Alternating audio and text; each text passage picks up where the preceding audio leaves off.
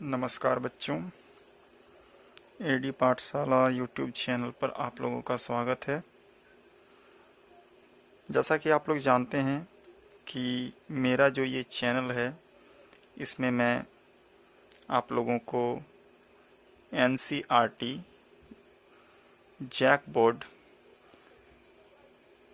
Jharkhand academic council में होने वाली परीक्षा से संबंधित विषय वस्तु को हम लोग पढ़ेंगे। जैसा कि आज मैंने आप लोगों को सामने एक 9th क्लास मतलब 9वीं कक्षा की गणित की पहली अध्याय जो है संख्या पद्धति के बारे में पढ़ेंगे और हम लोग जानेंगे कि किस तरह से इसे सॉल्व किया जाता है और इसके साथ साथ आप लोग सीख पाएंगे। तो जैसे क्लास 9 की मेरी पहली ये जो संख्या पद्धति चैप्टर है इसको हम लोग पहले बारीकी से देखेंगे। जैसे संख्या पद्धति में हम लोग सबसे पहले परिचय से हम लोग स्टार्ट करते हैं। परिचय इसका मतलब होता है इंट्रोडक्शन।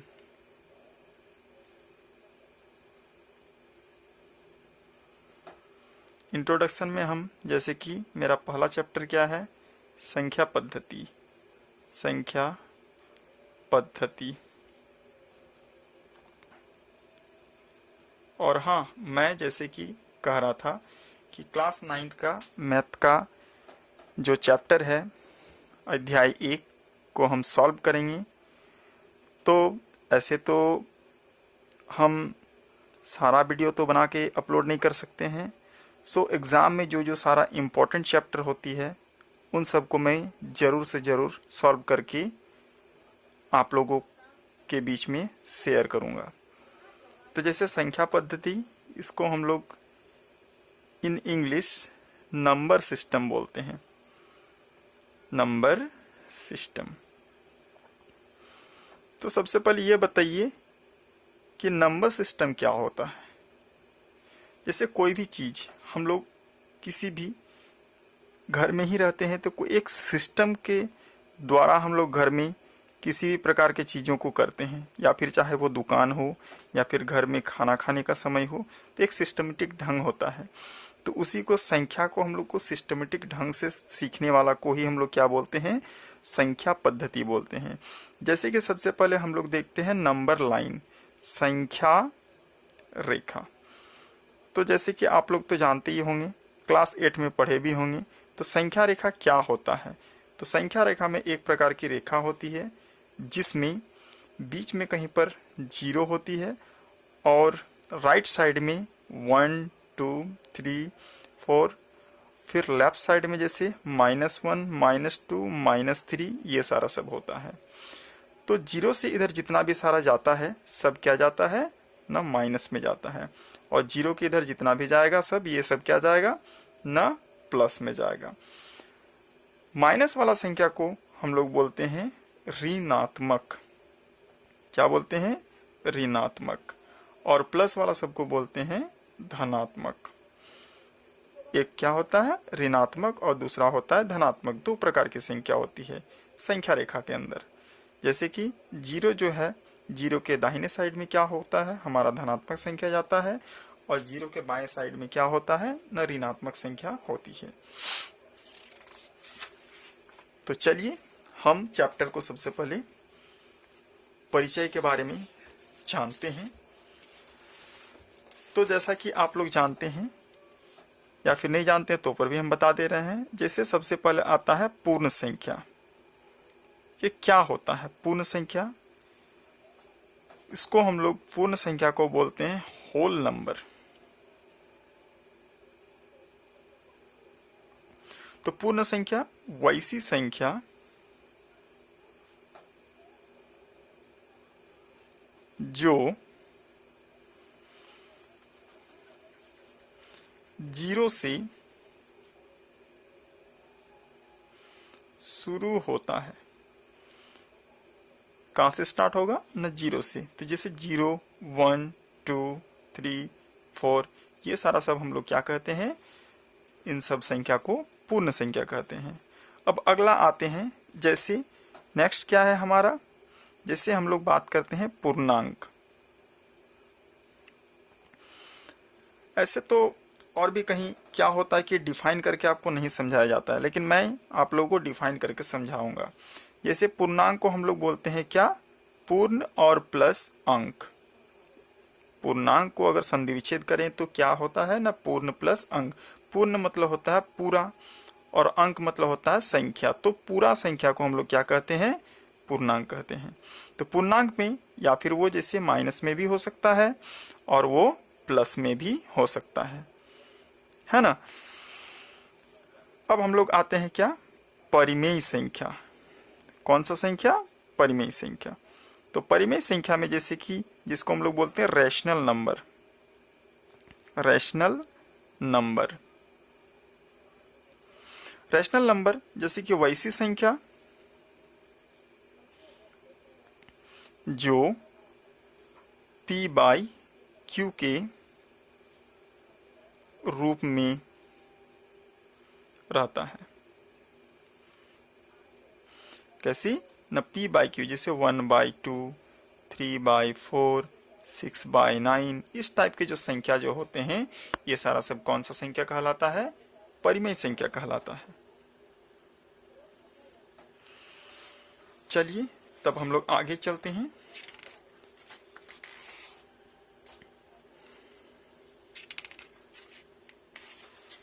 चलिए, जितना भी सारा इंट्रोडक्शन था चैप्टर के शुरुआत में आप लोगों को मैंने बता दिया है। तो अब हम लोग क्या करेंगे ना, चैप्टर को शुरू करते हैं। जैसे कि एक्सरसाइज 1.1, इसका पहला क्वेश्चन जो है उसको हम लोग पहले बारीकी से पढ़ेंगे, उसको समझेंगे, उसके बाद उसको क्या करेंगे ना, सॉल्व करेंगे। जैसे क्या शून्य एक परिमेय संख्या है, क्या इसे p बाई क्यू के रूप में लिख सकते हैं, जहां p और q पूर्णांक है और q बराबर नहीं होना चाहिए क्या, 0 का, है ना। तो जैसे कि कोई भी संख्या अगर बराबर देकर अगर कुछ देते हैं तो हम लोग बराबर बोलते हैं। अगर बराबर देकर उसको अगर काट दिया जाता है तो मतलब क्या हुआ कि बराबर नहीं है, किस चीज का ना, 0 का। तो 0 के साथ में वो बराबर नहीं होगा, या फिर वो 1 हो सकता है, 2 हो सकता है, या फिर वो -1, -2 कुछ भी हो सकता है, लेकिन 0 नहीं आएगा। तो जैसे कि ये जो पहला जो क्वेश्चन है हमारा कि शून्य एक परिमेय संख्या, इसको है या नहीं है, इसको पहले हमको साबित करना है। तो साबित करने के लिए जैसे कि हम लोग माना करते हैं, हमें पता है कि परिमेय संख्या जो होता है हमारा p बाई क्यू के रूप में होता है। तो p बाई क्यू के रूप में जैसे कि माना p इक्वल टू, हम लोग कुछ भी मान लेते हैं। जैसे यहाँ पर हमारा बता दिया गया है कि q का मान 0 के बराबर नहीं होना चाहिए, तो p का मान हम लोग क्या ले लिए, 0। और क्या किए न, q का मान जो है ये 0 के बराबर नहीं होना चाहिए। देयरफॉर q का मान हम लोग 1, 2, 3, 4, 5, 6 इस तरह का हम लोग संख्या ले लेंगे। देयरफॉर परिमेय संख्या, तो हम लोग इससे हम लोग आसानी से परिमेय संख्या निकाल सकते हैं। तो परिमेय संख्या क्या हो जाएगा ना, हमें पता है कि p बाई क्यू होता है, तो p का वैल्यू हमारा यहाँ पे 1 है और q का वैल्यू कितना है, सॉरी p का वैल्यू 0 है और q का जो वैल्यू है वो 1 है ना। जैसे 0/2, फिर 0/3, 0/4, इस तरह का जो संख्या आएगा ये सारा सब क्या ना, परिमेय संख्या होगा। चलिए तब आगे का सॉल्व करेंगे। जैसे हमारा यहाँ नंबर सेकंड, 2 नंबर जो है, 2 नंबर में जैसे हमारा बता दिया गया है कि 3 और 4 के बीच 6 परिमेय संख्या निकालने के लिए बताया गया है। तो 6 परिमेय संख्या निकालने के लिए बहुत ही आसान सा हम ट्रिक बताएंगे। इसके द्वारा आप 10, 20, 50, 60, 70 जितना भी सारा आप परिमेय संख्या इजीली निकाल सकते हैं। तो यहाँ पे जैसे दिया हुआ है 3 और कितना है ना, 4 के बीच, है ना। तो जैसे कि 3 और 4 जैसे बोला गया है, तो इसके नीचे में कुछ नहीं, दैट मीन हमारा हर में क्या है ना, दोनों के नीचे में हमारा 1 है। और एक फैक्ट बात बता देते हैं, जैसे जब भी कभी परिमेय संख्या निकालने के लिए बताया जाएगा, तो जितना भी परिमेय संख्या बताया जाएगा उसमें क्या करना पड़ता है ना, हमें एक जोड़ना पड़ता है। एक हम लोग क्या करेंगे, उसमें जोड़ेंगे। जैसे कि हमारा 7 परिमेय संख्या निकालने बोला जाएगा तो उसमें हम लोग एक को क्या करेंगे ना, जोड़ देंगे। 8 बोलेगा तो उसमें एक जोड़ के 9 होगा। 10 बोला जाएगा तो एक जोड़ के 11 होगा। उसी प्रकार से हमारा यहाँ इसमें जो है ये क्या है ना, 6 परिमेय संख्या को बताया गया है। तो 6 परिमेय संख्या निकालने के लिए हम लोग क्या करेंगे, 6 में एक को जोड़ देंगे तो कितना आएगा मेरा वैल्यू ना, 7 आएगा। चलिए तो फिर हम लोग सॉल्व करते हैं। जैसे क्या बोला है, 3/1 और 4/1 के बीच 6 परिमेय संख्या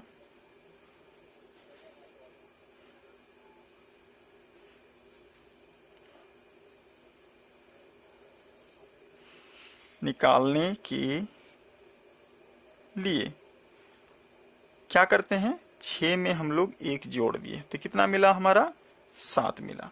अब हम लोग जैसे यहाँ पे कितना है, 3/1 है और एगो 4/1 है। तो इसमें हमें क्या करना है, ऊपर नीचे अंश और हर में 7 के साथ हम लोग क्या करेंगे ना, गुना करेंगे दोनों में, 3/1 में भी और 4/1 में भी गुना करेंगे। 7 तिया 21 और 7 1 7।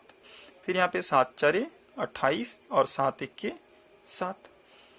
तो हम लोग यहाँ देख पा रहे हैं जैसे 21 से 28 के बीच में 6 संख्या है, 22 23 24 25 26 27 6 संख्या है। उसी को हमें क्या करना है ना, लिख देना है।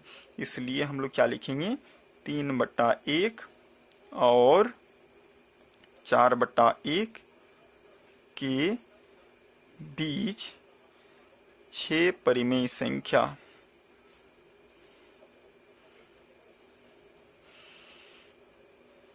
बराबर 21 के बाद से हमें लिखना है, क्योंकि बीच का बोला गया है। बीच में हम लोग शुरू वाला और अंतिम वाला को छोड़ के हम लोग लिखते हैं। जैसे 22 बट्टा क्या हुआ, 7। फिर हमारा कितना हो गया, 23/7, 24/7, 25/7, 26/7 और 27/7। ये सारा जो हमारा संख्या या 6 गो, ये क्या है, 3 और 4 के बीच का परिमेय संख्या है। अब हम लोग नंबर 3 को सॉल्व करेंगे। नंबर 3 में भी सेम क्वेश्चन है जैसे कि नंबर 2 को हम लोग सॉल्व किए। तो जैसे क्या दिया हुआ है ना, 3/5 और 4/5 के बीच में हमें 5 परिमेय संख्या को निकालना है। तो 5 को निकालने के लिए हम क्या बोले कि 5 में हमें एक को जोड़ देना है। तो क्या मिलेगा ना, 6 मिलेगा। तो हमारा 6 के साथ ऊपर और नीचे हम लोग क्या करेंगे, मल्टीप्लाई करेंगे, गुना करेंगे। तो जैसे यहाँ पे दिया हुआ है 3/5 तथा 4/5 के बीच कितना परिमेय संख्या, 5 परिमेय संख्या।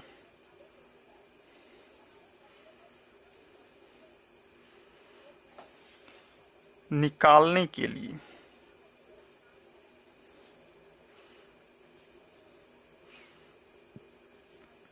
क्या करेंगे ना, 5 में हम लोग एक जोड़ देंगे तो क्या मिलेगा हमारा ना, 6। अब हम क्या बताएं, जैसे कि हम 2 नंबर में क्या किए कि 6 बोला था, 6 में एक जोड़ दिए तो 7 आया था। उसी प्रकार से हमारा यहाँ 5 को बोला है तो 5 में एक जोड़ दिए तो कितना मिला, 6 मिला। तो 6 को क्या करेंगे, ऊपर नीचे अंश और हर जो दोनों है, दोनों के साथ में हम लोग क्या करेंगे, गुना करेंगे। तो देयरफॉर क्या हो गया न, 3/5 है, ऊपर में 6 और नीचे में 6। फिर 4/5 है, इसमें भी हम लोग ऊपर में 6 और नीचे में 6 के साथ गुना करेंगे। तो जैसे 6 तिया 18 और 5 छक 30। उसी प्रकार जैसे 4 छक 24 और 5 छक 30। तो देखिए यहाँ पे जैसे कि 18 और 24 के बीच कितना सारा संख्या आता है ना, हमारा 5 संख्या आता है। अब हम लोग लिख देंगे, इसलिए 3/5 तथा 4/5 के बीच 5 परिमेय संख्या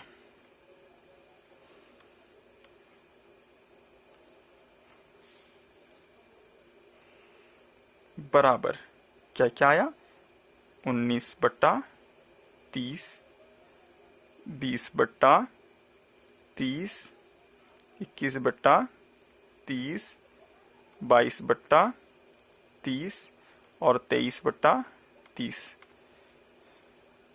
ये हमारा आंसर आया। जैसे कि कोई कोई ये कह देंगे कि ये तुम्हारा जो है आंसर गलत है, तो आंसर गलत नहीं है, ये सही आंसर है। इसको हम लोग काट के इसको छोटा हम लोग कर सकते हैं। जैसे इसको हम लोग अगर काटेंगे 10 से चलाएंगे तो ऊपर में 2 और नीचे में 3 आएगा। उसी प्रकार इसको 3 से चलाएंगे तो यहाँ 7 और यहाँ पर हमारा 10 आएगा। तो फिर इस तरह से काट के भी हम लोग उसको छोटा करके लिख सकते हैं। ठीक है। अब हम लोग अगला क्वेश्चन, जैसे कि यहाँ पे 4 नंबर में क्या दिया हुआ है कि कौन सा कथन सत्य है और कौन सा असत्य। सत्य असत्य बहुत ही इजी क्वेश्चन होता है। जैसे कोई भी प्रकार का, जैसे हम लोग जो जानते हैं, जैसे कोई अगर सही बोल रहा है तो सत्य बोलेंगे, जो गलत बोल रहा है वो असत्य बोलेंगे। तो जैसे बोलता है क्या, पहला क्वेश्चन में जैसे प्रत्येक प्राकृत संख्या एक पूर्ण संख्या होती है। प्राकृत संख्या सबसे पहले हम लोग बात करते हैं। प्राकृत संख्या क्या होता है, हमेशा नेचुरल नंबर वो 1 2 3 4 दैट मीन 1 से ये स्टार्ट होता है। और पूर्ण संख्या क्या होता है न, पूर्ण संख्या 0 से शुरू होता है। 0 1 2 3 4 इस तरह का ये भी जाता है, इस तरह का ये भी जाता है। और इसको हम लोग क्या अंत नहीं कर सकते हैं, ये असंख्य तक जाता है, ये भी असंख्य तक जाता है। तो जैसे प्रत्येक प्राकृत संख्या, ये सारा प्राकृत संख्या क्या बोलता है न, पूर्ण संख्या होगा। तो जितना भी सारा प्राकृत संख्या ये पूर्ण संख्या हो रहा है कि नहीं हो रहा है। जैसे कि यहाँ प्राकृत संख्या 1 से शुरू हुआ, तो 1 से तो यहाँ पे पूर्ण संख्या भी है, तो हम लोग क्या लिख देंगे इसमें न, सत्य लिख देंगे। अब हमारा अगला क्वेश्चन, प्रत्येक पूर्णांक एक पूर्ण संख्या होती है। पूर्ण संख्या मतलब क्या हुआ कि पूरा संख्या है ना, पूर्ण संख्या सॉरी पूर्णांक जो होता है, पूर्ण अंक मतलब होता पूरा संख्या, ये क्या होगा एक पूर्ण संख्या होगा। तो पूरा संख्या पूर्ण संख्या होता है या नहीं होता है, सबसे पहले ये जानेंगे।